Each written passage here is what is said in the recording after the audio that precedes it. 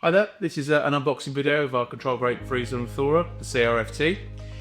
First thing you need to do is take off the top foam insert, and then on top of the system you have another foam insert which has your cord sets, your lid and a USB lead. There's another protection layer which just has the top of the CRFT covered, and then you need to make sure that when you lift the CRFT out you hold the base and the side of the product. Like this. Now the CRFT is held in place with a luggage strap. This is because the engine inside moves and during transit it needs to be held steady. To release, just press the button on the front and feed the luggage strap off the outside of the system.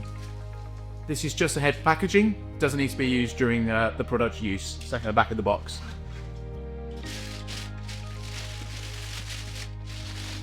And then just remove the polythene bag.